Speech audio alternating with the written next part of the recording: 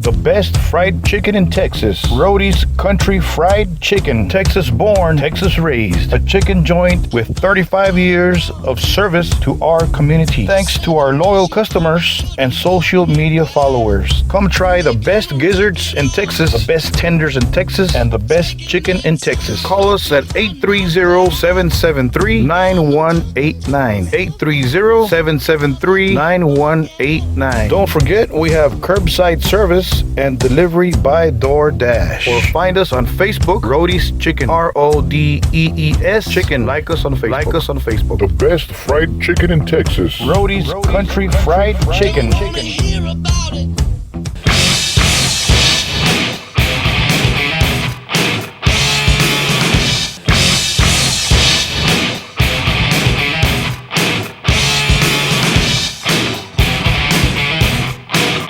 That metal interview. You are very welcome. Thank you for visiting us one more time on this new episode of That Metal Interview podcast with your host, James. My pleasure to be speaking of rock metal language, our language of rock and metal that only us metalheads understand, right?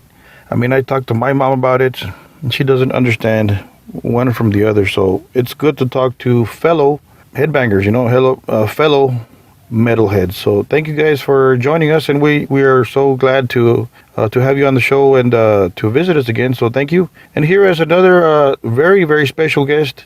We have the vocalist for Burning Witches, the great sensational Laura Guldemond, if I am pronouncing her last name correctly. Laura joins us, and of course they are promoting their latest album by the title of The Witch of the North. And she speaks of her experiences with the band, and she answers the question of how she feels when she is compared to the former vocalist for Burning Witches, which can get kind of hairy when you talk about people's feelings and stuff. So she's a very good sport, and she's very professional.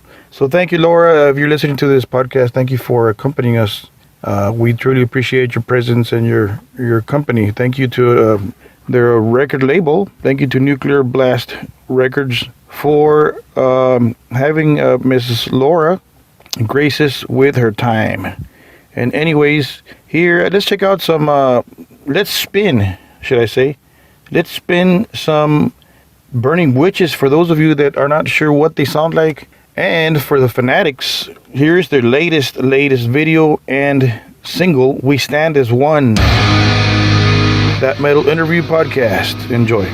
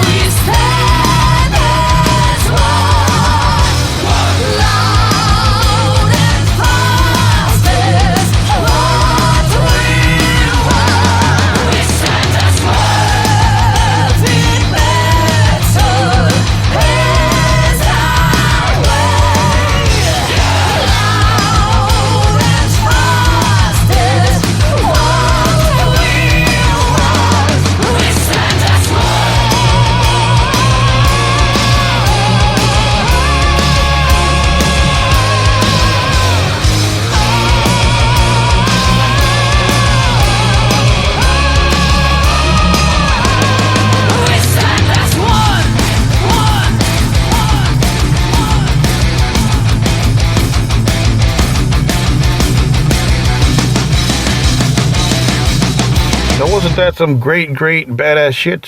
Talk about some 5 very talented women playing instruments and singing their hearts out. Isn't that badass, man? Wow. So anyways, that's true metal right there. The latest single from Burning Witches, We Stand as One, off their latest effort and CD, which is already available for sale and download. So check it out, man. The Witch of the North, Nuclear Blast Records, Burning Witches. And here's our interview with Laura, the front woman of the sensational 5-woman metal assault from Burning Witches. Here's Laura. Enjoy the interview. Thank you, guys. How's the weather over there in your part of the country? Oh, it's nice. Just getting spring a bit, finally. I mean, we had a really weird start, like somewhere at the end of winter, like with the super hot days. And then it was all rain and coldness. And now finally it's kind of starting, yeah. So cool. I'm in Texas. I'm in the U.S., so we have hot weather over here. nice. I'm jealous. Right? Anyway, so let's talk about The Witch of the North coming out May 28th via Nuclear Blast Records. Talk to us about the making of this record. Who writes the riffs and the lyrics and all that? Yeah, Romana writes the songs and I write the lyrics. Okay, cool. So you do all the lyrics. Yeah. What was the process like to write this record since the pandemic is here, and was it all virtual, or did you guys get together and do this? Well, everyone except me lives in Switzerland, so it's kind of okay for them because in Switzerland it's allowed for several people to meet up. In the Netherlands it wasn't. Oh. But yeah, I mean, you could at some point you were only allowed one guest at home. So that's a bit sad, but now it's all getting better. But in Switzerland, no one ever had that problem, really, I believe. So they could just keep on rehearsing and writing together. I know that Romana and Larissa recorded together a bit. But yeah, I just write back and forward online, always. Yeah. Very cool. I love the video. Yeah. I saw the video for the same title, The Witch of the North. Where did you guys film that? That's a very cool video. Thank you. Yeah, it was in Poland. And nice. Yeah, it was a really cool team there with, I don't know if you heard of it, Groupa 13. And I know a few more metal bands that have a video clip from them. It's pretty cool. I never seen, I know we never did anything like that, so it was the really professional camera and lights and everything. So, yeah. What would you say? It was a nice experience. Yeah, very cool video. I saw that. I like the everything about it. It's real cool. It's real modern and stuff. So, what would you say is different from this record than the previous one, Dance with the Devil? Do you think it's kind of similar, or did you guys take a different approach, or? Yeah, what we did, different on purpose was, I think, mainly two things. Is that we wanted it to be a bit more story-based, the songs. So really, this epic storyline feeling that you have with some old school bands. They have some, longer songs. For example, Rime of the Ancient Mariner. Wow. And because of it, you kind of have, this intro or outro. We have actually one extra intro because of that. And with some songs, we have a bit of a longer intro than normal. But I think it really works for this album because it gets you into the vibe of this Norse mythology theme that we chose. And that's because Romana at some point wrote a riff and she was like, oh, this actually sounds pretty much like Amon Amarth. Hey, let's do Witch of the North, And, Right. And then I have to write it. So I was really wondering who the Witch of the North was, but eventually, it turned out alright, because in Norse mythology you have a goddess that is really responsible for giving the ability to see into the future to witches. So it kind of made sense in the end. So. Wow, that's interesting. That's a very cool subject. All that stuff is real cool. I like that stuff. Real interesting. Mm-hmm. Yeah, me too. It was really fun to look into it for this album. For real. Take us back to the past. At what age did you discover rock metal? I think, It was still a little bit on MTV and stuff like that when I was young. Not anymore, sadly, in the Netherlands at least. I'm not sure about other countries, but so I think I must have been around 10 years old that I kind of started to notice it. No. But I really started to be super into it from the moment I got a bit of pocket money. I just spent it on albums. So I think it kind of started at 10, and then at 15 years old, I think I started really buying albums. One of the first ones was Within Temptation and Wasp. Nice. Yeah. Wow. I started at 12. That's when I first heard of Motley Crue and Rat. Oh yeah, cool. So kind of the same age, or I guess you start finding new music at that age, right? Yeah, it's kind of the age for most people. Yeah, I think so. So did you? I know you went to school for music. I saw an interview where you talk about that or something like that. Yeah. Why did you do that instead of it? Of course, all due respect, that's nice and it's awesome. I studied music too. It's very cool to know. It's cool to know music and theory and all that. And then it's also cool to just streetwise, just attack the live performance and streetwise. So why did you decide to study that? I decided it because I was pretty serious about, being the best musician I could be, and I was having fun with it, and I already almost finished another course. Is it called course? Like a real serious thing that you try to do for your job later, And I wasn't really having that much fun with that anymore. I mean, I was never 100% sure what I wanted to do, but I just wanted to get serious about music. So it seemed like the best thing to do to be able to do that. Very cool. So you studied music theory, or what course was that? Yeah, a little bit. I mean, you have several, you have several courses in the Netherlands. But I chose the metal one because this was actually seriously specialized on metal. It's the only one in the world, as far as I know. Really? Wow.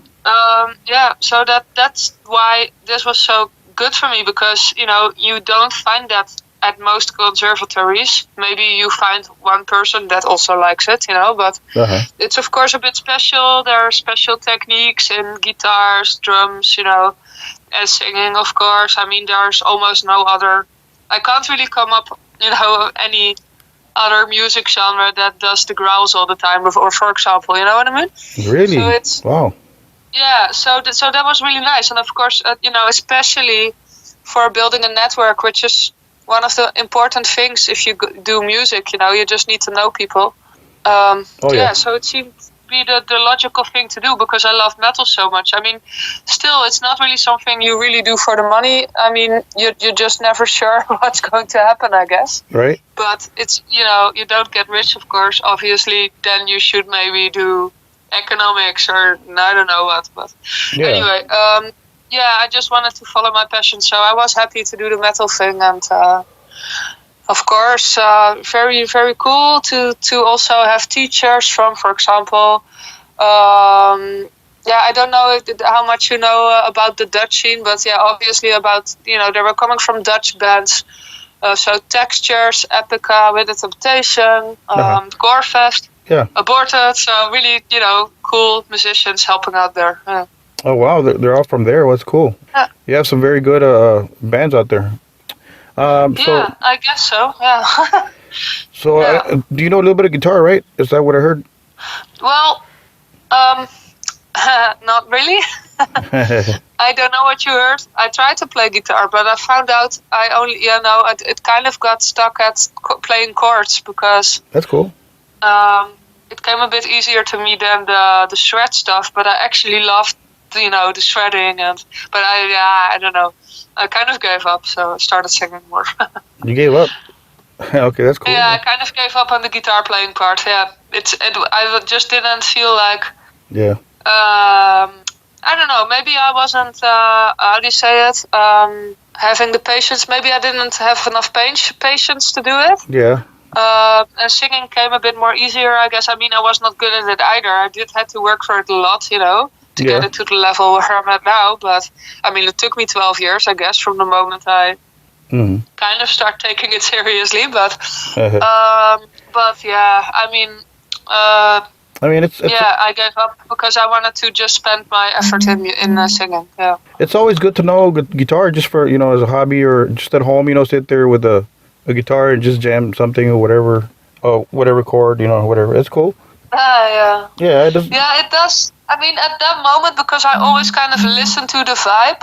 I still can't play well enough to get a good vibe from what I play. I mean, I can, but then it turns into a ballad, and I don't always want that. So that's kind of what really discouraged me from taking it to the next step, because it was so difficult for me to be able to play what I wanted to play. It was just easier to go find a band as a singer, Yeah. So I understand. Yeah. So I guess you didn't play guitar on any of the Burning Witches records, right?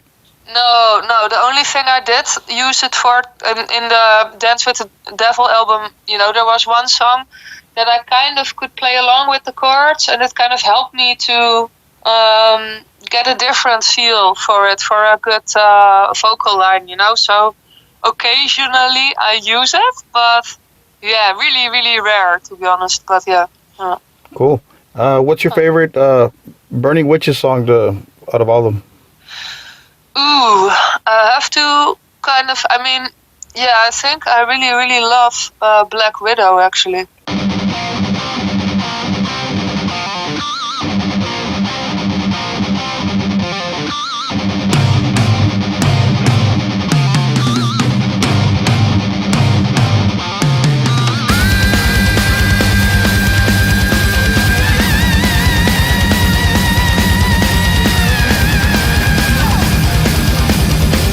Nice. Yeah, because it's a bit speedish, right? Speed metalish, a bit more fast and energetic. And I just really love that song. Yeah. Here's a different question, Laura. Does it bother you when people compare you to the former singer, Serena? Does it bother you when people compare you? Yeah, I mean, it's kind of inevitable. I don't pronounce it right now. Mm-hmm. Yeah, you can't really go around it, right? If you replace someone else. So, I mean, it's okay. Of course, I'm slightly bothered by it sometimes. Yeah. There's always some, trolls also out there. So I try not to. But, yeah. I mean, in general, I know that most people are happy now, so that's okay. And, of course, there are always people that are not trolling and actually like her voice better, and that's just the way it is. So yeah, that's a cool. I like that word, trolling. That's cool. Yeah, like a hater. Yeah. There's a lot of haters everywhere, so it's normal, Yeah, of course. But you always have people that you just know they're only saying it because they think it's funny that you probably feel offended, And I'm like, oh, there you have one. Okay, hi. Right. But as far as a metalhead. I'm a metalhead, and you're doing a great job, and you're the perfect choice for the band. You're a badass. Congratulations on that. So thanks. Here's let's talk about your older bands here. Do you still play with Epic Rock Choir and Generation Lost? Actually, the Epic Rock Choir was especially made for the theater equation from Arian, and people seriously auditioned for it all over Europe. So people seriously traveled to the rehearsals sometimes every week from Spain or Italy. They were crazy. I was just in the Netherlands, so I only had to travel 1 hour, but people seriously traveled every week to rehearsals. Wow. And the rehearsals were they were pretty long. So I'm seriously surprised about the dedication of some of the choir members. Right. So obviously, when this project ended, it kind of fell apart. It was really difficult then to still keep organizing something.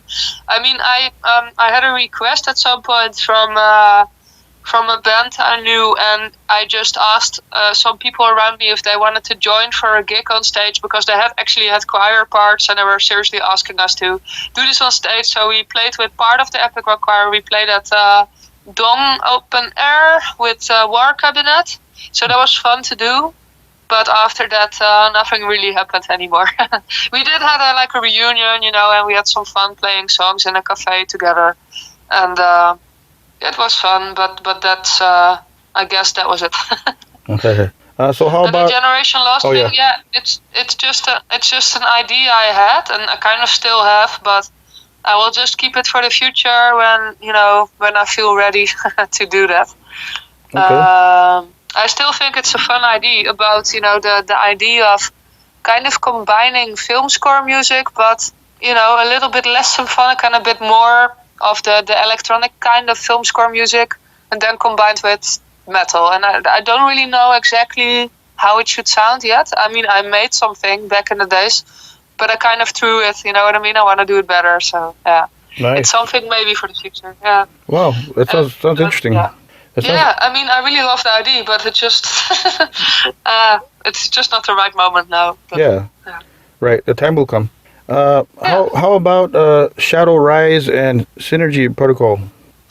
Yeah, those are also bands that kind of ended at some point. Everyone just wanted different things, and those things happen. So everyone went their own ways eventually, and That happened. that's it. Yeah. Okay, so give us your best gig and give us your worst gig.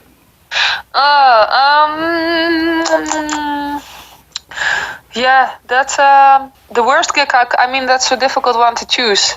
The best one is easy because it's definitely Wacken, because I was looking out to play on Wacken for years. Yeah. And when we finally did, it was actually on my birthday, so that was pretty cool. So I'm very happy with that one. So best gig ever, Wacken, open air. I don't know if you've ever been there, and you have this really big tent. And we were playing, I think, at the wet stage, so it was really the opener of the festival, so everyone was super, super hyped for it to start. People were waiting outside that tent because they couldn't even fit in. It was really, wow, it blew my mind. Wow. Yeah, it was really cool. What a birthday. Yeah, that was really special, and it was also, because you already knew, right, that I replaced the other singer at some point, and it was the 5th gig that I joined with them, so it was pretty special. This time, in general was really special, but that gig was, whoa. Okay. Cool. And, Yeah.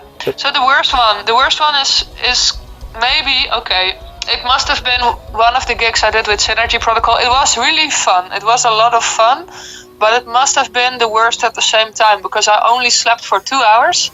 We went to the middle of nowhere in the Netherlands, and it was on a stage where, seriously, only I think the drum fitted on the stage. We had a pretty big, huge drum percussion set there.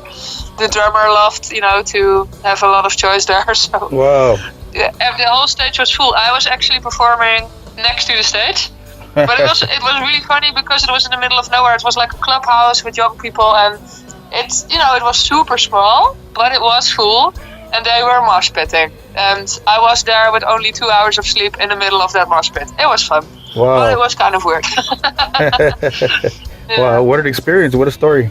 Maybe. Yeah, it was really funny. Yeah, and totally weird. I mean, my head was really, really having trouble focusing, because only of the 2 hours sleep, but it was so much fun.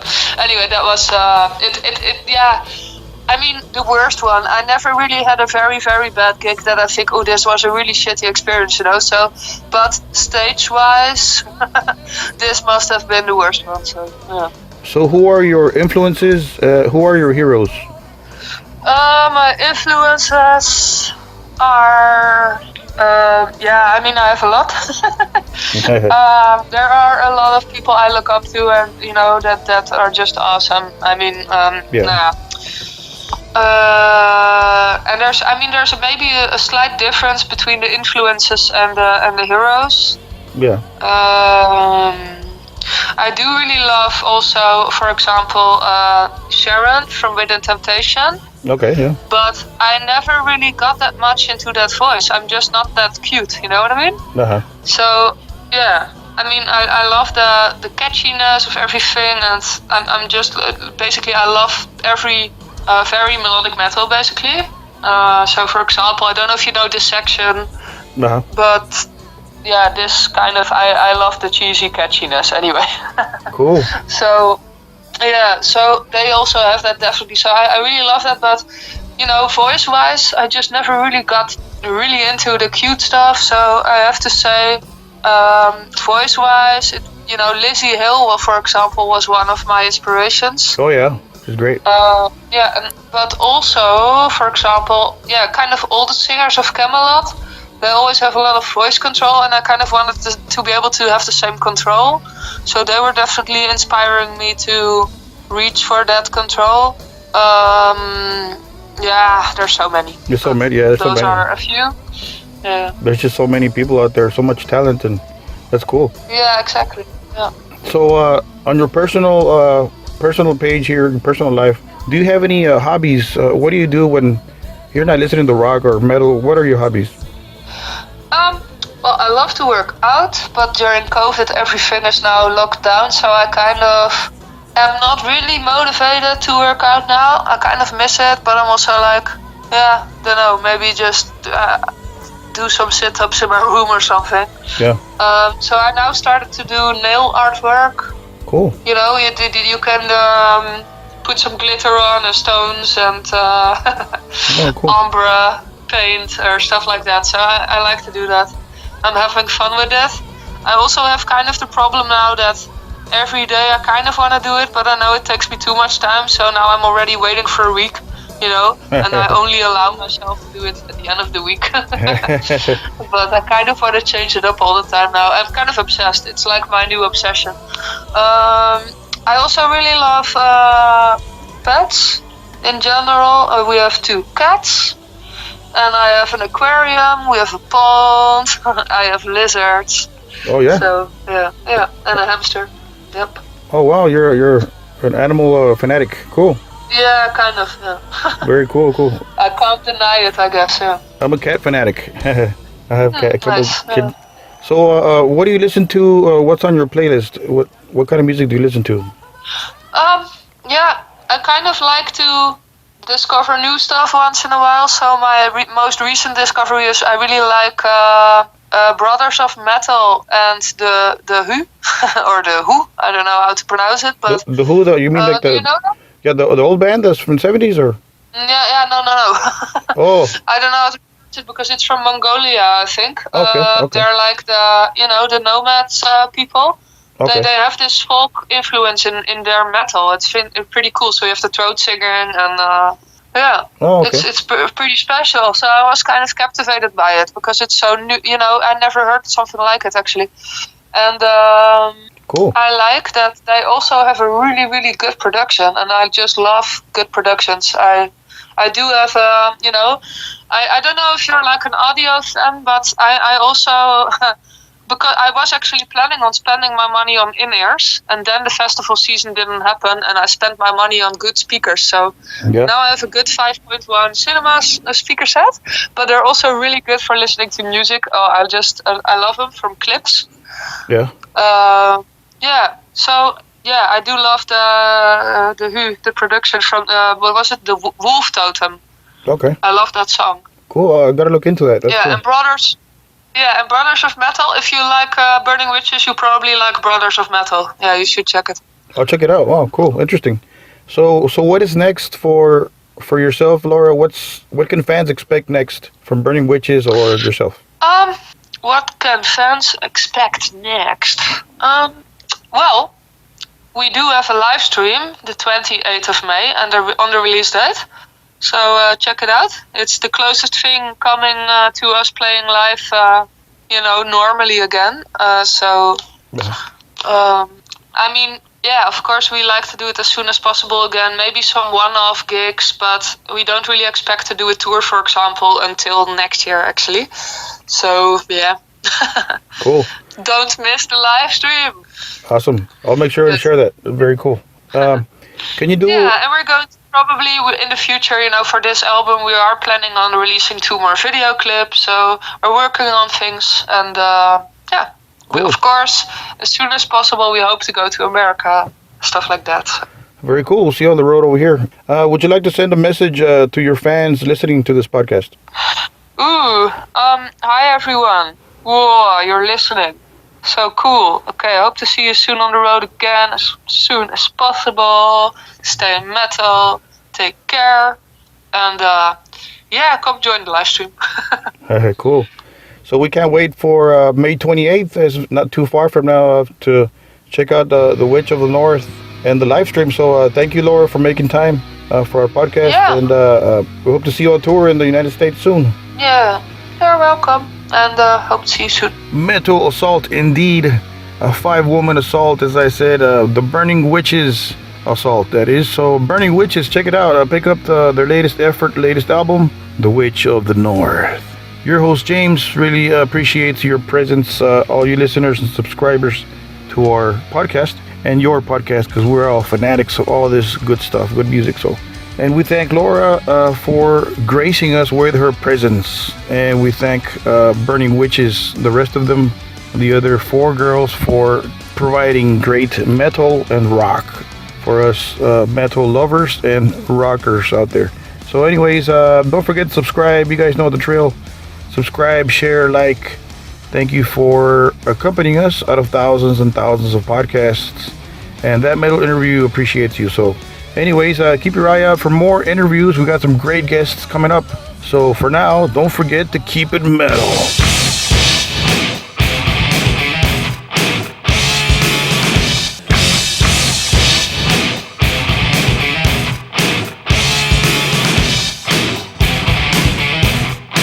That Metal Interview.